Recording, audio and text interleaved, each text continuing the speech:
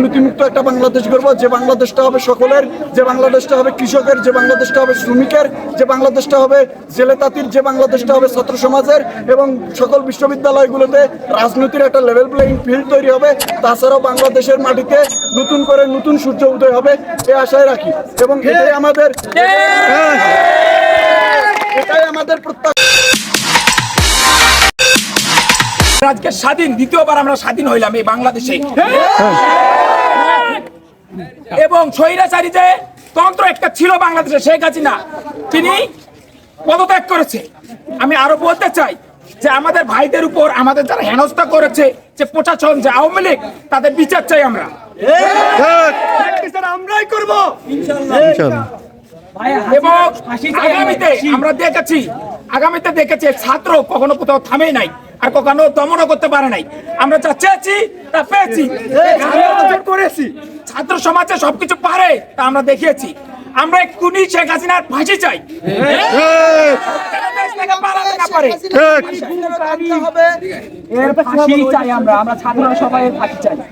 এখন আমরা যা শুনলাম যে শেখ হাসিনা পালিয়ে গেছে, সবাই সিগন্যাল দাও, ছিল ছিল ছিল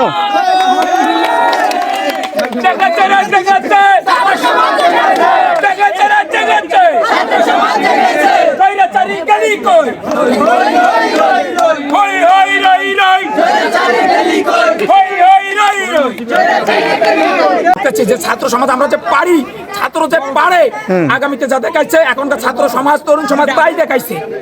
এবং আমরা শেখ হাসিনার ফাঁসি চাই, সে জানি দেশ থেকে কোনোভাবে বাইরে যেতে না পারে। আওয়ামী লীগ সাধারণ শিক্ষার্থীর উপর যে গুলি করেছে, পুলিশ প্রশাসন যে গুলি করেছে, তাদের বিচার করতে হবে। বিচার হবে। আমাদের সংগ্রাম এখনো শেষ হয়নি।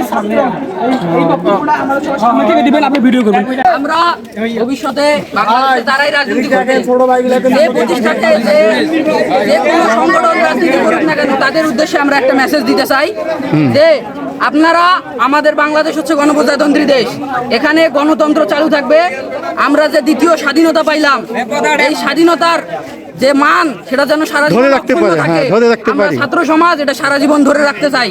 আর যারা পরবর্তীতেও বাংলাদেশে স্বৈরতন্ত্র চালু করার চেষ্টা করবেন, তাদেরকে প্রতিহত, যেভাবে এখন প্রতিহত করলাম সেইভাবে আবার প্রতিহত করব। ঠিক ঠিক আছে, ধন্যবাদ। হাতে ছোঁয়ার মতো আনন্দ, এই আনন্দ কখনো ভুলিবার মতো নয়। আমরা বিগত অনেক দিন থেকে এই সাধনা করতেছি এবং আন্দোলন করে আসছি। ছাত্রদের শহীদ করে শেখ হাসিনা কখনো গদিতে থাকতে পারবে না, এবং পারেনি, আমরা তা করে দেখিয়েছি। ঠিক ঠিক। এখন তোমাদের যে চিন্তাধারা, ভবিষ্যতে তোমাদের দেশটা, আমাদের দেশটা কি রকম হতে পারে, ভালো হতে পারে না মন্দ? আমাদের দেশটা হওয়া উচিত শিক্ষিত রাজনৈতিকদের হাতে সকল রাজনৈতিক জিনিসপত্র চলে যায়। এখানে মূর্খদের কোনো স্থান নাই, এটা আদর্শ, মূর্খদের কোনো স্থান নাই। আদর্শ এবং নৈতিক সৎ রাজনীতিবিদ দরকার আমাদের। ঠিক, কিছু বলো। যারা বাংলাদেশের ছাত্র আন্দোলনের ইতিহাস জানেন, তারা ইতিমধ্যে মাইকটা একটু বন্ধ করতে বলো তো। ছাত্র আন্দোলনে আমরা কখনোই ব্যর্থ হইনি। 1952-তে, 1956-তে, 1962-তে, 1969-এ, ইভেন 1971 সালের মহান মুক্তিযুদ্ধেও আমরা কখনোই ব্যর্থ হইনি। সেই ছাত্র আন্দোলনের ধারাবাহিকতায় আমরা আমাদের দেশমাতৃকার টানে কোটা সংস্কারের জন্য এবং দেশকে নতুন করে সংস্কার করার জন্য আমরা মাঠে নেমেছিলাম ছাত্র হিসেবে, এই দেশকে নতুন করে সংস্কার করার জন্য। এই দেশের যে কাঠামোগুলো রয়েছে, বিচার বিভাগ, আইন বিভাগ, শাসন বিভাগ, এগুলোকে আমরা ঢেলে সাজানোর জন্য, পুলিশ বাহিনীকে ঢেলে সাজানোর জন্য, সেনাবাহিনী থেকে ডিফেন্সের সকল কিছু ঢেলে সাজানোর জন্য।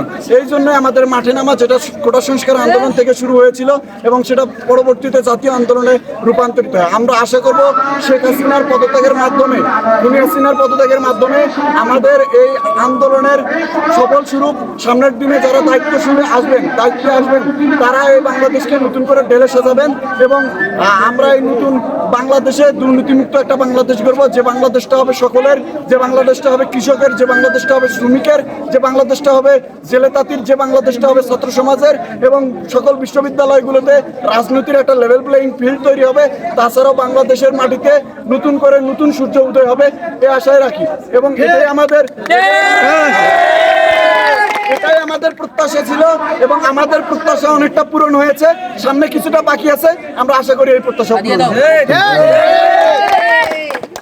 আচ্ছা, তোমাদের যে প্রত্যাশা, তোমাদের যে কোটা আন্দোলন, সে কোটা কদ্দূর কি পূরণ হলো বা সেই সম্পর্কে একটু কোটা বলো। আন্দোলনে 5% এখনো আপনারা জানেন যে মুক্তিযোদ্ধা কোটা রেখে দেওয়া হয়েছে, যা একেবারেই অবান্তর, যেটার কোনো প্রয়োজন নাই।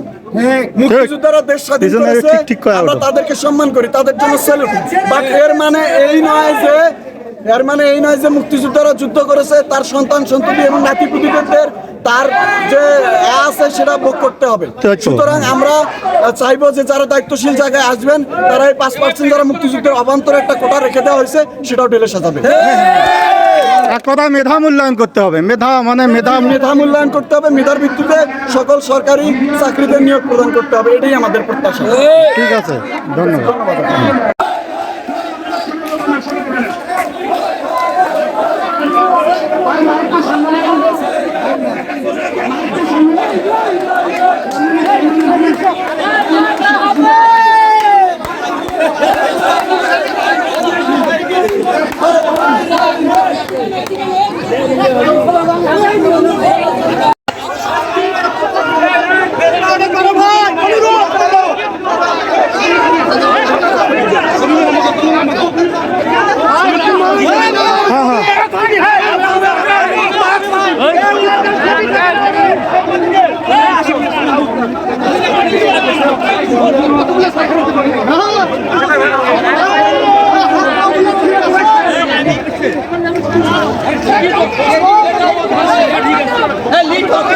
এটা কেউ লিড দাও।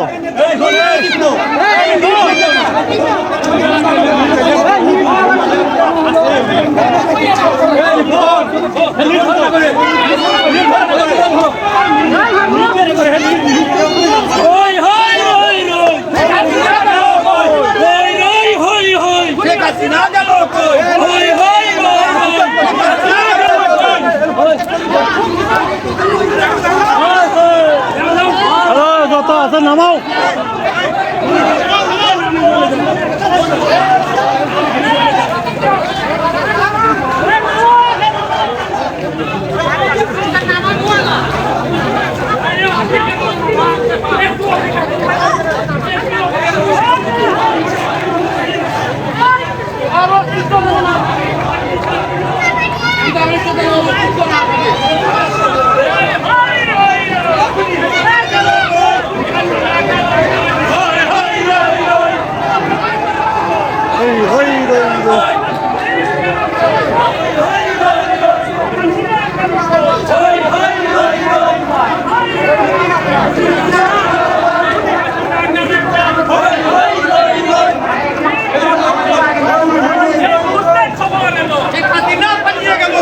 দুনিয়া